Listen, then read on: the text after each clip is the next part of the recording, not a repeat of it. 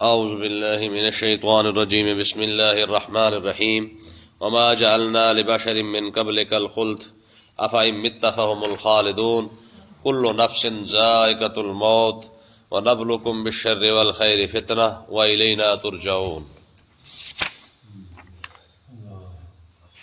اس آیت کا شان نزول یہ ہے کہ کفار مکہ آپس میں مل کے بیٹھ کے باتیں کرتے کہ یار ہم نے جو بھی معجزہ مانگا وہ بھی ہمیں دے دیتے ہیں، جو بات کرتے ہیں وہ بھی اس سوال کا جواب بھی ہمیں مل جاتا ہے، آخر کریں کیا؟ کوئی ایسی بات، کوئی ایسا مسئلہ جس سے ہم انہیں ہرا سکے معاذ اللہ، وہ ہمیں ملتا کوئی نہیں ہے، پھر ہم کیا کریں؟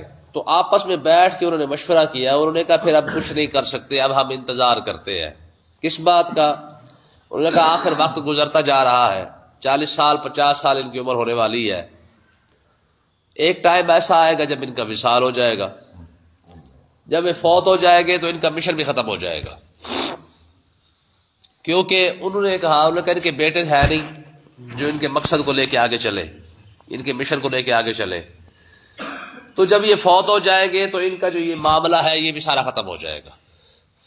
تو اللہ تبارک و تعالیٰ نے ان کا اس کا جواب عطا فرمایا ہے، فرمایا کہ محبوب یہ جو بیٹھ کے اب تھک ہار کے یہ باتیں کر رہے ہیں کہ اب یہ فوت ہو جائیں گے تو ان کا مشن ختم ہو جائے گا، وما جعلنا لبشر من قبلک الخلد، کہ اے محبوب ہم نے آپ سے پہلے بھی کسی انسان کے لیے یہ دنیا ہمیشہ رہنے کے لیے جگہ نہیں بنائی ہے۔ اگر آپ فوت بھی ہو جائے، آپ کا وصال ہو بھی جائے، تو آپ کے وصال سے اگر یہ سمجھتے ہیں کہ مطلب ہے کہ آپ کا مشن رک جائے گا، تو آپ سے پہلے بھی جتنے انسان گزرے ہیں ان کا بھی وصال ہوا ہے، جتنے نبی آئے ہیں انہوں نے بھی دنیا سے کوچ کیا ہے، وہ بھی سارے دنیا سے چلے گئے ہیں۔ اگر آپ چلے بھی جائیں گے تو اس سے یہ کوئی نئی بات نہیں ہے، اگر آپ دنیا چھوڑ کے آ بھی جاتے ہیں۔ باقی رہا مسئلہ ان کا، افإن مت فهم الخالدون، وہ اگر آپ فوت ہو بھی جائے، آپ کا وصال ہو جائے، تو کیا یہ ہمیشہ رہ جائیں گے؟ ہمیشہ انہوں نے بھی نہیں رہنا ہے۔ یہ جو بیٹھ کے انتظار کر رہے ہیں کہ جناب آپ کا جو ہے وہ بیٹا ہے نہیں، جب آپ فوت ہو جائیں گے تو مشن بھی ختم ہو جائے گا، تو جن کے 11 12 بیٹے ہیں تو کیا وہ رہ جائیں گے؟ تو اللہ تعالیٰ نے ارشاد فرمایا انا اعطیناک الکوثر، اے محبوب ہم نے آپ کو جو کوثر عطا فرمایا ہے نا، کوثر کا معنی یہی ہے کہ مطلب یہ ہے کہ ہم نے آپ کو اتنا خیر کثیر عطا فرما دیا کہ آپ دنیا سے چلے بھی جائیں پھر بھی آپ کا نام باقی رہے گا۔ اور آج دیکھ لے جیسے جیسے وقت گزرتا جا رہا ہے، حضور کے چاہنے والے، حضور کی امت، حضور کے ماننے والے مزید بڑھتے جا رہے ہیں، اور آقا علیہ السلام نے یہاں تک ارشاد فرمایا تب تک رب قیامت قائم ہی نہیں کرے گا جب تک میرا نام، میرا پیغام جو ہے وہ ہر جھوپڑی، ہر گھر، ہر محل کے اندر داخل نہیں ہو جاتا ہے۔ کوئی خیمہ ایسا نہیں بچے گا کہ جس خیمے کے اندر میرا نام نہ پہنچ جائے۔ فرمایا اس وقت تک رب قیامت آنے ہی نہیں دے گا جب تک روئے زمین پہ تمام رہنے والے ایک مرتبہ سارے کلمہ نہ پڑھ لیں۔ اب دیکھیں نا، ایک وہ وقت جب مکہ کی گلیوں کے اندر سب سے بڑا جرم یہی تھا کہ جس نے لا الہ الا اللہ محمد رسول اللہ پڑھا ہے اس کی خیر نہیں ہے۔ ایک وقت وہ تھا کہ مکے کی گلی کے اندر بھی جو آپ نام نہیں لے سکتے تھے۔ جب حضرت ابو ذر غفاری حضور سے ملنے کے لیے آئے نا، تو وہ 3 دن حرم کے اندر بیٹھے رہے، اور صرف پریشانی یہی تھی کہ یار میں کس سے پوچھوں اور کیا پوچھوں، کیونکہ مخالفت حد سے زیادہ ہے۔ میں جس سے پوچھتا ہو سکتا ہے کوئی دشمن نکل آئے۔ اپنے تو ماننے والے بھی چند تھے، گنتی کے تھے، باقی تو پورا شہر دشمن بن چکا تھا۔ مولا علی رضی اللہ تعالیٰ عنہ رات کو تشریف لائے، دیکھا بندہ جو مسافر ہے، پردیسی ہے، بیٹھا ہوا ہے، اپنے ساتھ لے گئے، کھانا کھلایا، کوئی بات نہیں کی، اور کھانا کھلا کے بھیج دیا، بھی ٹھیک ہے بھی مہمان ہے۔ وہ بھی کھانا کھا کے واپس آ کے بیٹھ گئے۔ اب دونوں کو پتہ نہیں ہے کہ کون کون ہے، اور بات بھی نہیں کر سکتے۔ وہ پوچھنے سے ڈر رہے ہیں، وہ بھی پوچھنے سے ڈرتے ہیں، وہ انہوں نے پوچھا نہیں ہے مولا علی نے کہ یار کیا پتہ اللہ نے کون ہے۔ دوسرا دن آیا، پھر دیکھا وہی بندہ بیٹھا ہوا ہے، پھر ساتھ لے گئے، پھر کھانا کھلایا، پھر آگے بٹھا دیا۔ تیسرے دن ساتھ لے کے گئے اور پوچھا، کہا میاں خیر ہے 3 دن ہو گئے یہاں پہ بیٹھا ہوا ہے۔ تو حضرت ابو ذر غفاری نے کہا جی اگر آپ مجھ سے وعدہ کریں تو پھر میں آپ سے ایک بات پوچھوں، آپ کو اچھی لگے تو ٹھیک ہے، نہ لگے تو کم سے کم میرا پردہ ضرور رکھے۔ مولا علی نے فرمایا بتا۔ تو حضرت ابو ذر غفاری نے کہا یار، میں نے اس بندے سے ملنا ہے جس نے نبوت کا دعویٰ کر رکھا ہے، یار اب ساری بات چھوڑے، آپ حالات کا اندازہ لگائے کہ وہ حالات کیسے ہوں گے جب حضور کے بارے میں اس طریقے سے پوچھا جا رہا ہو۔ اب مولا علی رضی اللہ عنہ نے کیا فرمایا یار اس طرح کر، جب رات ہو جائے نا میں آگے آگے چلوں گا تو پیچھے پیچھے آنا، اگر کوئی بندہ دیکھ بھی لے تو میں ادھر ادھر کوئی کام میں مصروف ہو جاؤں گا، تم جوتے سیدھے کرنا شروع کر دینا تاکہ کسی کو شک نہ پڑ جائے۔ یہ حالات تھے اسلام کے ابتدائی دور میں۔ ہمیں تو مفت کے اندر ملا ہے نا، تو ہمیں قدر کوئی نہیں ہے۔ جن لوگوں نے اس حالات میں کلمہ پڑھا ہے پھر ان سے پوچھنا کہ اسلام کی قیمت کیا ہے۔ رات کو چلے مولا علی آگے آگے اور صدیق اپنا حضرت ابو ذر غفاری پیچھے پیچھے، کوئی بندہ آ جاتا تو کوئی ادھر ہو جاتا کوئی ادھر ہو جاتا، تو اس طریقے سے وہ چھپ چھپا کر جو ہے وہ دار ارقم کے اندر حضور کو حضرت ابو ذر غفاری کو لے کے گئے۔ تو حضرت ابو ذر غفاری کو حضور نے کلمہ پڑھایا، مختصر یہ تھا، حضور نے ارشاد فرمایا ابو ذر یہاں سے چلا جا اپنے قبیلے کے اندر، جب تمہیں لگے نا کہ ہم ہجرت کر کے چلے گئے ہیں یا اللہ تعالیٰ نے اسلام کو جو ہے وہ غلبہ عطا فرمایا تب آ جانا۔ تو یہ واپس آئے، حرم کے اندر آ کے بیٹھ گئے۔ سویرے ہوئی جیسے لوگ حرم کے اندر آئے تو اس وقت انہوں نے کھڑے ہو کے وہیں پہ نعرہ لگا دیا کہ اشہد ان لا الہ الا اللہ و اشہد ان محمد عبدہ و رسول۔ تو کیا لگتا ہے کہ لوگ پھول کے ہار لے کے کھڑے ہوئے تھے، انہوں نے کہا جناب لے جی ویلکم کرتے ہیں آپ کو؟ نہیں، تو پھر جو رد عمل آنا تھا وہ تو پھر سب کو پتا، کہیں سے جناب والا تھپڑ، کہیں سے گالیاں، کہیں سے مکے، کہیں سے لاتے، یہ سارا کچھ نصیب کے اندر جو لکھا تھا وہ سارا کچھ ہوا ہے۔ میں کہتا ہوں آج کیوں ہماری مسجد ویران ہو گئی؟ کیونکہ ہمیں مفت کے اندر ماں کی گود میں مل گیا، پتہ بھی مطلب ہے ٹھیک ہے مولوی نے کلمہ پڑھا دیا ہے، مولوی نے اذان دے دی ہے اور مولوی نے جنازہ پڑھا دینا، اللہ خیر صلاح، سارا کچھ تو ہم نے اس کے مولوی کے کھاتے میں ڈال دیا نا۔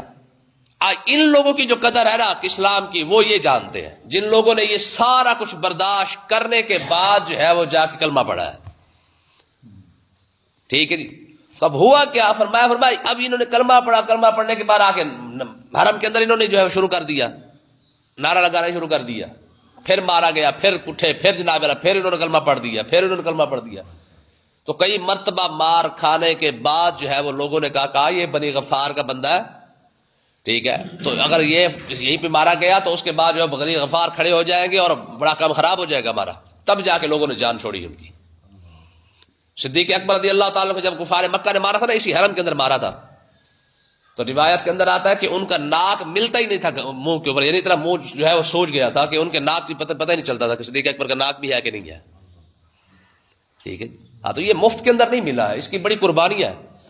ٹھیک ہے، تو اللہ تعالیٰ نے ارشاد فرمایا محبوب یہ جو انتظار میں بیٹھے نا کہ آپ فوت ہو جائیں گے، مشن ختم ہو جائے گا، فرمایا ایسا نہیں ہوگا، جیسے جیسے وقت وَلَلْآخِرَةُ خَيْرٌ لَكَ مِنَ الْأُولَىٰ، جیسے جیسے وقت گزرتا جائے گا آپ کا ذکر خیر بڑھتا جائے گا، یہ اصول ہے۔ أَفَإِن مِتَّ فَهُمُ الْخَالِدُونَ، اگر آپ فوت ہو بھی جائیں تو کیا یہ ہمیشہ رہ جائیں گے؟ یہ جو باتیں کر رہے ہیں، كُلُّ نَفْسٍ ذَائِقَةُ الْمَوْتِ، ہاں ہر نفس نے موت کا ذائقہ چکھنا ہی چکھنا ہے، چاہے کوئی اپنے ہے، چاہے کوئی پرائے ہے، چاہے کوئی ماننے والا ہے، چاہے کوئی نہیں ماننے والا، چاہے کوئی خوشی سے، چاہے کوئی غمی سے، چاہے دکھ سے، تکلیف سے، جو بھی مرضی ہے، مرنا تو آخر ہر کسی نے ہے ہی ہے، یہ تو پکی بات ہے۔ اس میں تو کسی کا دیکھیں نا جی، دنیا کے اندر مختلف مذہب ہے، مختلف مذاہب ہے، مختلف مسلک ہے، سارا کچھ ہے، ہر کسی کا اختلاف ہے، کوئی خدا کو مانتا ہے کوئی نہیں مانتا، لیکن موت کے بارے میں تو کسی کا اختلاف نہیں، ہر کوئی جانتا ہے کہ ایک دن مرنا ہی مرنا ہے۔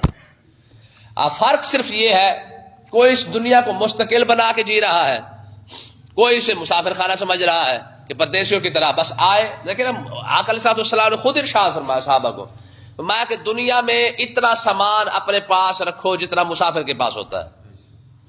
جب ہم سفر کرتے تو کیا کرتے ہیں؟ سارا گھر ساتھ تھوڑی لے کے جاتے ہیں، آ جا کے 2 سوٹ ہی ہوتے ہیں نا، تو فرمایا اتنا سامان تمہارے پاس ہو جتنا مسافر کے پاس ہوتا ہے۔ تو اللہ تعالیٰ نے ارشاد فرمایا محبوب ہم نے مارنا تو ہر کسی کو، کلو شیء ہالک الا وجہہ، باقی رہنے والی ذات تو صرف اللہ کی ذات ہی ہے۔ ٹھیک ہے جی، حضرت جبرائیل علیہ السلام جب سور پھونکیں گے نا، جب سارے کی پوری کائنات، آسمان زمین اورا پرا جو کچھ بھی ہے سارا ختم ہو جائے گا، رب اسرائیل علیہ السلام سے پوچھے گا اسرائیل کون بچ گیا ہے؟ عرض کرے گا پروردگار تو اور میں بچ گئے۔ جبریل علیہ السلام بھی فوت ہو چکے، تو میں پھر تو کیوں بچا ہوا ہے؟ تو بھی فوت ہو جا۔ تو حضرت اسرائیل علیہ السلام سب سے آخر میں مخلوق کے اندر جس نے وصال کرنا ہے نا، وہ اسرائیل علیہ السلام اپنا اسرافیل علیہ السلام ہے، کیونکہ انہوں نے سور پھونکنا ہے۔ اب دیکھیں نا اتنے بڑے بڑے جناب فرشتے ہیں، جبریل علیہ السلام کا بھی وصال ہو جائے گا، اسرائیل علیہ السلام کا بھی وصال ہو جائے گا، صرف اسرافیل علیہ السلام بچیں گے، وہ بھی صرف اس وجہ سے کہ انہوں نے سور پھونکنا ہے، ان کے سور کی وجہ سے سب نے فوت ہونا ہے۔ پھر رب فرمائے گا اسرافیل کون بچ گیا؟ کہا جی عرض کر کے پروردگار پھر میں اور تو ہے، میں پھر تو کیوں بچاؤں گا؟ تو آخر میں سب سے آخر میں مخلوق کے اندر اسرافیل علیہ السلام کا وصال ہوگا، پھر سب سے پہلے انہیں اٹھایا جائے گا، کیونکہ انہی کے سور سے پھر آگے پھر مخلوق کو اٹھایا جائے گا، ٹھیک ہے۔ تو اللہ تعالیٰ نے ارشاد فرمایا وَنَبْلُوكُمْ بِالشَّرِّ وَالْخَيْرِ فِتْنَةً، یہ بات آ گئی، فرمایا کہ ہم تمہیں شر اور خیر، یعنی کیا مطلب اچھائی اور بھلائی سے آزماتے ہیں، کسی کو اچھا دے کے آزما رہا ہے، کسی کو نہ دے کے آزما رہا ہے، دونوں چیزیں، کسی کو دیا ہے وہ بھی آزمائش کے لیے ہے، کسی کو نہیں دیا وہ بھی آزمائش کے لیے ہے۔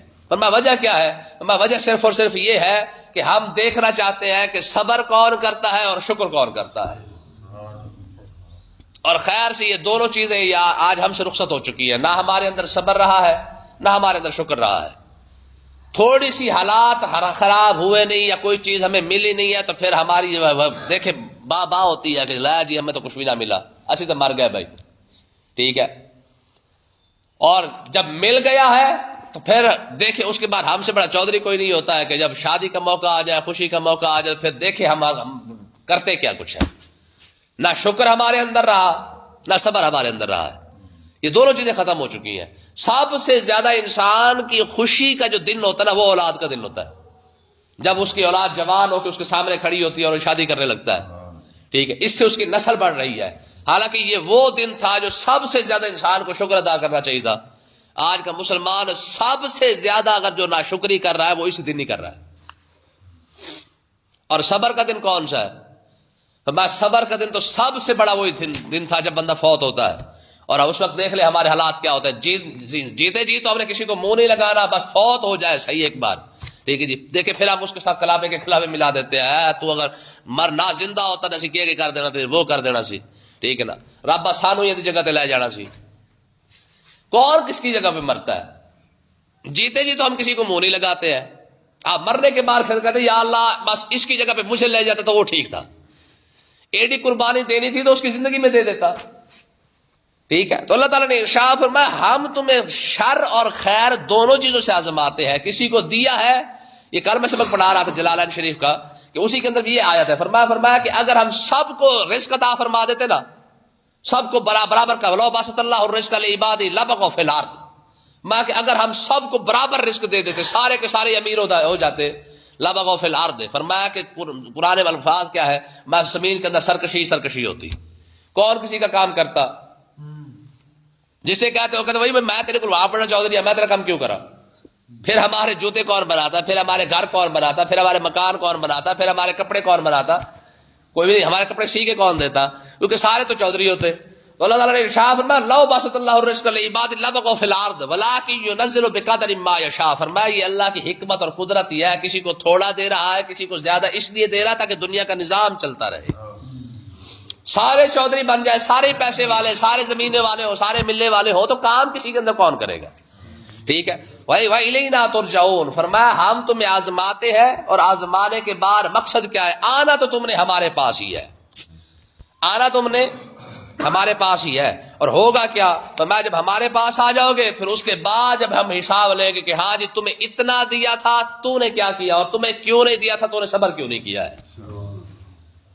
روایت میں آتا ہے کہ ایک بندے کے پاس نا ایک چادر تھی، غالباً وہ موسیٰ کلیم اللہ کے پاس آیا، اس نے کہا جی دعا کریں اللہ تعالیٰ مجھے کچھ عطا فرما دے، میرے پاس صرف ایک ہی چادر ہے،